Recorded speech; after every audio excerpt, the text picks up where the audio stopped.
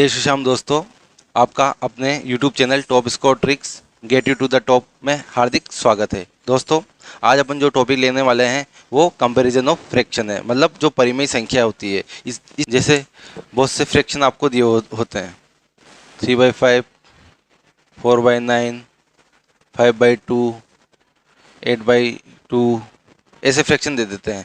फिर आपसे बोला जाता है इन सब में से सबसे बड़ा नंबर बताइए, ये सबसे बड़ा फ्रैक्शन या सबसे बड़ा परिमेय संख्या बताइए, या फिर इनको असेंडिंग या डिसेंडिंग ऑर्डर में जमाने के लिए बोला जाता है। ठीक है दोस्तों, तो दोस्तों आज मैं आपको इसका बेसिक आइडिया बताऊंगा, ट्रिक्स बताऊंगा, कैसे आप जल्दी से इनको कंपेयर कर सकते हो और अपना आंसर दे सकते हो। ठीक है दोस्तों, तो अपन सबसे पहले इसका बेसिक आइडिया में चलते हैं। ठीक है दोस्तों, जैसे अपन को किन्हीं दो परिमेय संख्याओं के बीच में कंपैरिजन हो, तो बेसिकली अपन क्या करेंगे, या तो इनके अंश को बराबर कर लेंगे या हर को बराबर कर लेंगे। नोमिनेटर या डिनोमिनेटर दोनों में से एक को अपन बराबर कर लेंगे।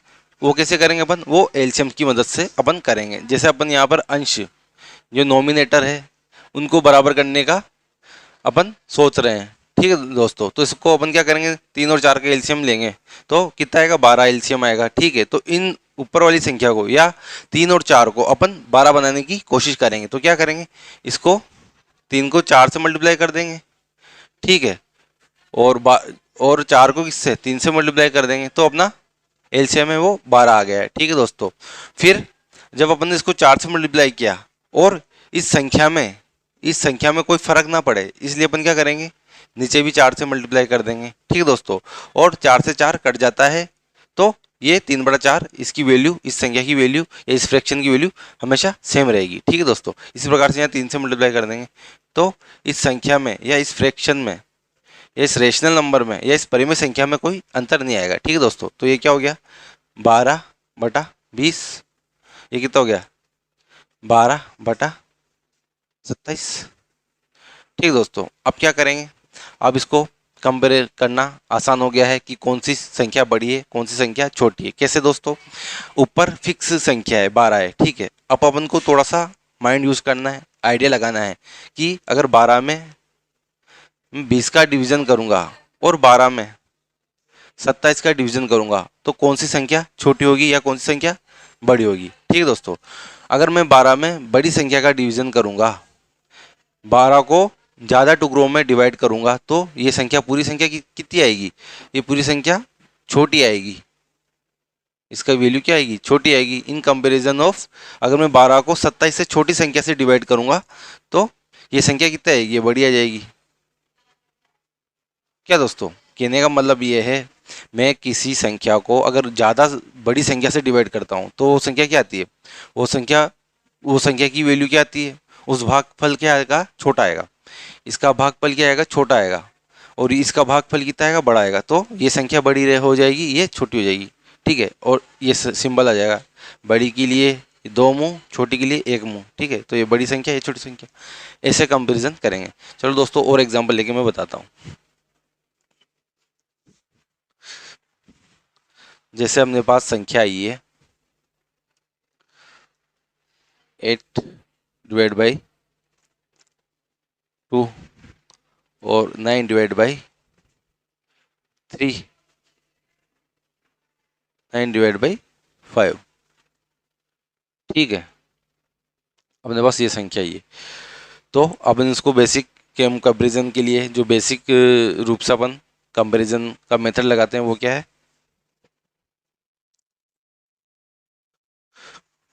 वो मेथड क्या रहता है दोस्तों, एलसीएम का। इन दोनों दोनों संख्या को या इन दोनों संख्या को ऐसी सिंगल संख्या में कैसे कन्वर्ट करें ताकि अपन इसको कंपैरिजन कर सकें। सिंगल संख्या का मतलब इन दोनों संख्या को एलसीएम ले सकते हैं, वही सिंगल संख्या आएगी जो इन दोनों संख्या से डिवाइड होगी या इन दोनों संख्या से डिवाइड होगी। वो क्या रहेगा, वो एलसीएम होता है। वो सिंगल संख्या क्या होती है, एलसीएम होता है।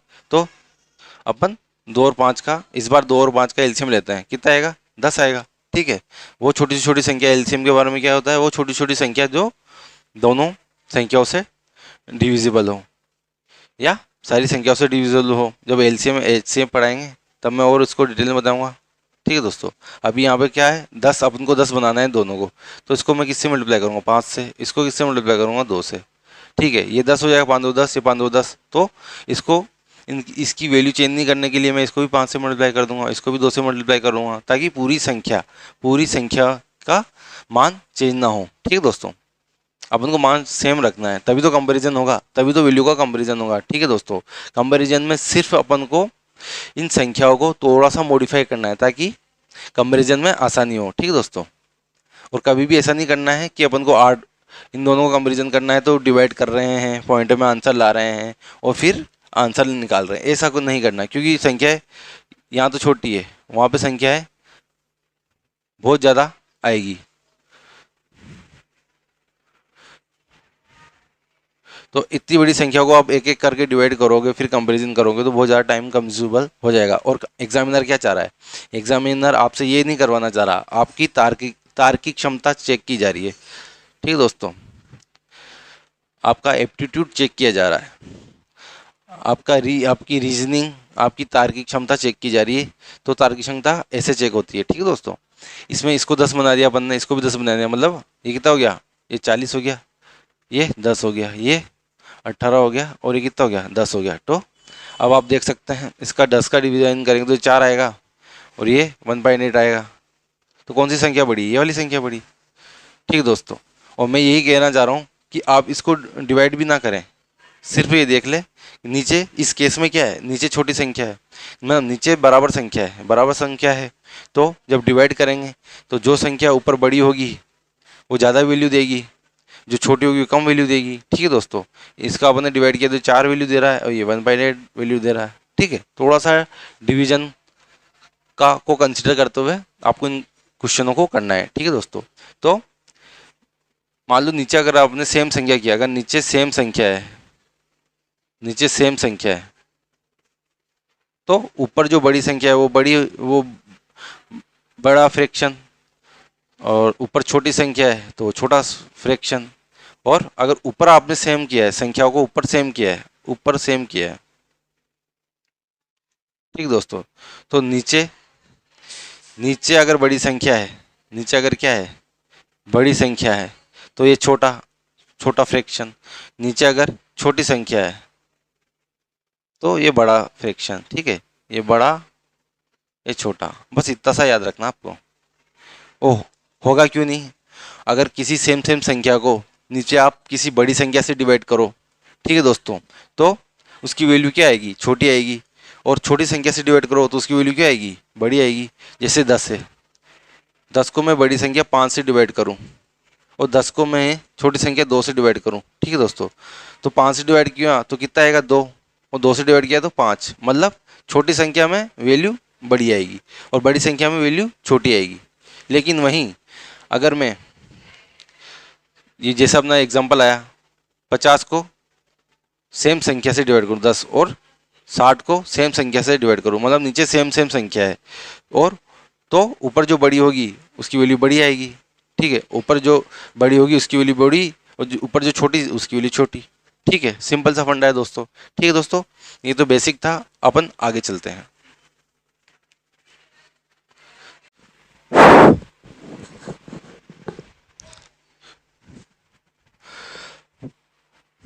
दोस्तों ये तो अपन ने कुछ बिल्कुल बेसिक देखा है कि बेसिक फंडा क्या है अपने फ्रैक्शन को कंपैरिजन करने के लिए। अब अपन एक ट्रिकी मेथड देखते हैं, ट्रिक्स देखते हैं, ताकि अपन एग्ज़ाम में उसी मेथड से करें और फास्ट कैलकुलेशन करें, लेस माइंड यूज़ हो, अपना लेस एनर्जी यूज़ हो। ठीक है दोस्तों, तो उसका मेथड क्या मैं आपको बता देता हूँ। जैसे अपने पास संख्याएँ यही हैं,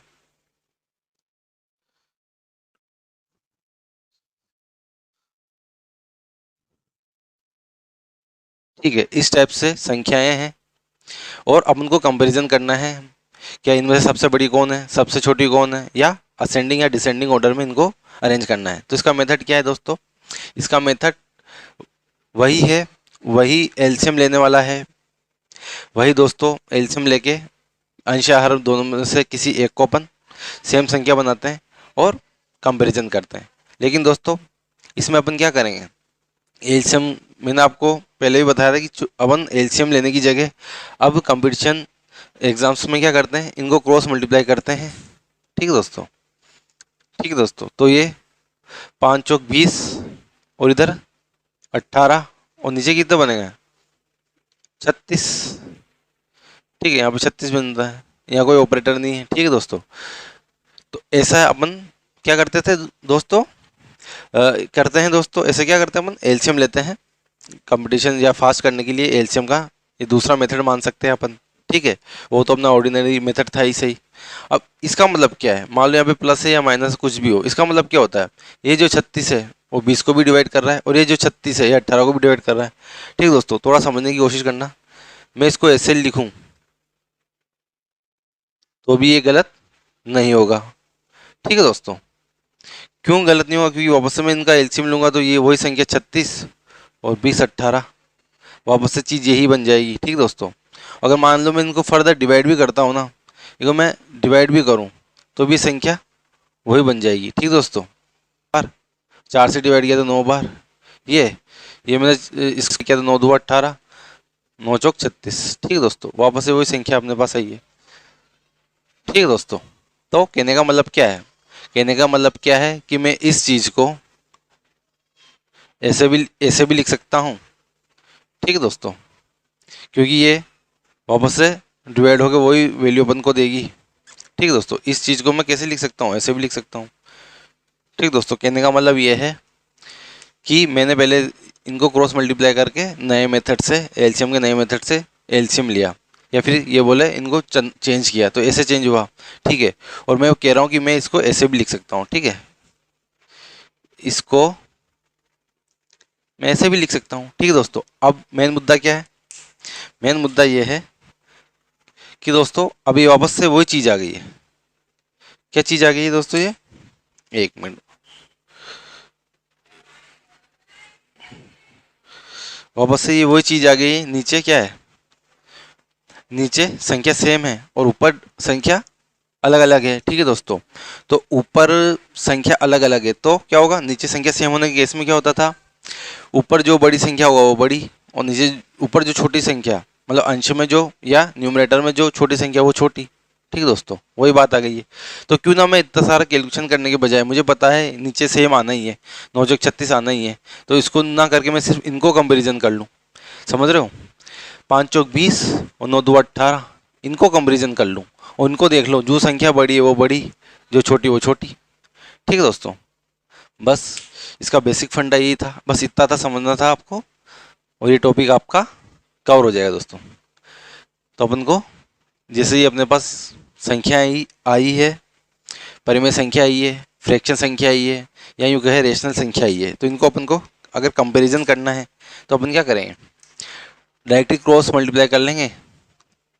ठीक है, और फिर देख लेंगे ये 20 बन रहा है, 18 बन रहा है, तो मतलब ये संख्या बड़ी है। ठीक है, अब बाकी की जो रिमेनिंग संख्या है उनसे भी कंपेरिजन कर लेंगे, क्या यही बड़ी है, मतलब उनको बिल्कुल प्रूफ कर लेंगे कि यही बड़ी है। तो 5/9 को अपन अब मैं किससे कंपेरिजन करूँगा, 6/5 से कंपेरिजन करूँगा। कैसे करूँगा, वापस से वैसे ही 25 54। ठीक है दोस्तों, ये मैंने कंपेरिजन किया तो कौन सी बड़ी आई, इस बार मेरे पास ये बड़ी आई। ठीक है दोस्तों, तो ये हट गई।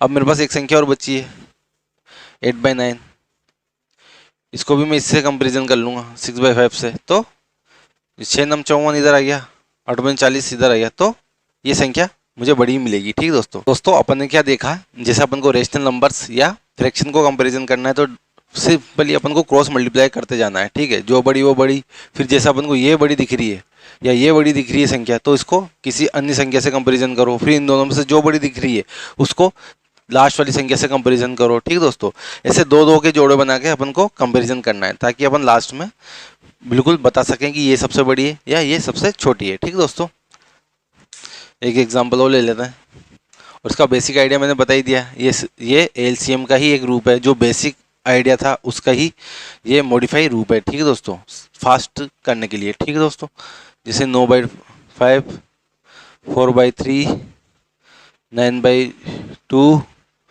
और 3/5 इनको कंपैरिजन करना है अपन को, ठीक है दोस्तों। तो अपन क्या करेंगे, पहले 2 को कंपैरिजन करेंगे, ठीक है।